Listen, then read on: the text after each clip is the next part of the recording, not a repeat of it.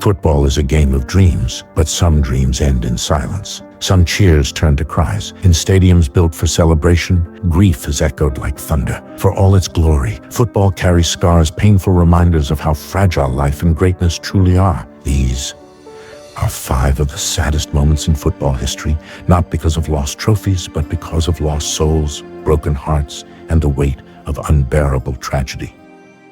And the match is on with Liverpool in red, playing from left to right in the sunshine at Hillsborough. It was supposed to be a day of passion, a semi-final.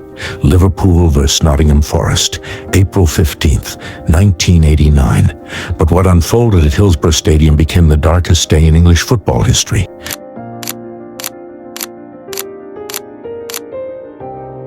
Due to poor crowd control and dangerous stadium design, thousands were herded into overcrowded pens. Then the crush, the chaos, the horror. Children, fathers, sisters all trapped. Fans screamed for help, but help came too late. 97 people died. Hundreds were injured. Thousands were traumatized.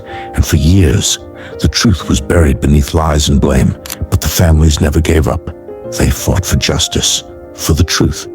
And they changed football forever. Terraces were replaced with seats, fences came down, and the soul of the game began to heal. But the names, we still remember them. We always will. In 1994, Colombia arrived at the World Cup with pride and promise. One of their stars was Andrés Escobar, elegant, disciplined, beloved. But fate can be cruel. In a group stage match against the United States, he mistakenly deflected the ball into his own net. Colombia was eliminated, and days later, Escobar was gunned down outside a nightclub in Medellin. A 27-year-old defender, murdered for a mistake in a game. But the truth ran deeper. Colombia was in the grip of drug cartels and lawlessness, and football had become entangled in their web. Escobar had always spoken of football as peace. His death became a symbol of the chaos that consumed a nation. Today, murals of Andrés cover walls in Medellin. He is not remembered for the own goal, but for his dignity, his sportsmanship, and the life he never got to finish living. From the small city of Chapeco, a team had risen like a miracle. Chapecoense had gone from Brazil's lower leagues to the Copa Sudamericana final. A fairy tale was unfolding until November 28, 2016. The team boarded a flight to Colombia, but just miles from the airport, the plane ran out of fuel. It crashed into the mountains near Medellin. 71 people died. Players, coaches, journalists, staff, a football family, gone in an instant. Only 6 survived. Among them, 3 players forever changed. The world mourned. Rival clubs offered players money and love. The final match was awarded to Chapecoense by default, but the trophy felt hollow. The celebration, silent. Chapecoense rebuilt, slowly, painfully. But that team, that golden team, lives on in the hearts of millions. Emiliano Salah had finally made it.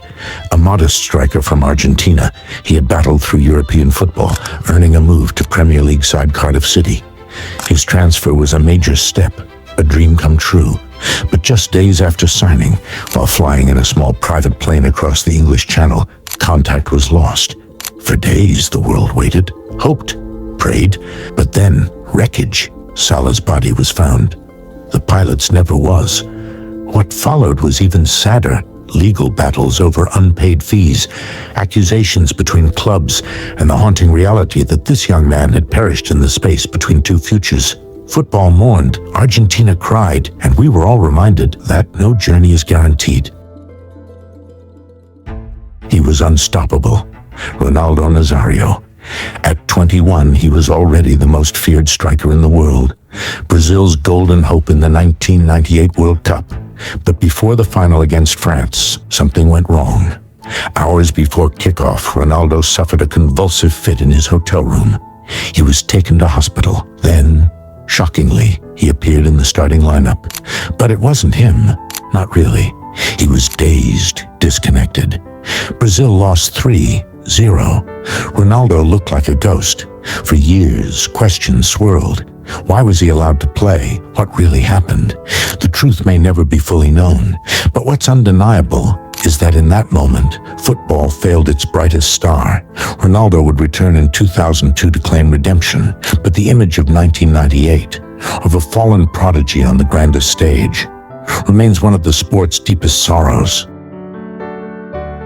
In these moments, the ball stopped rolling, and we remembered that beyond the game, there are lives, families, dreams cut short. Football unites us in joy, but also in grief. We mourn not just the losses, but the potential. The goals never scored, the stories never finished. But even in sadness, this game gives us something rare, a shared memory, a reason to feel, and the chance to say you will never walk alone. Don't forget to subscribe and follow.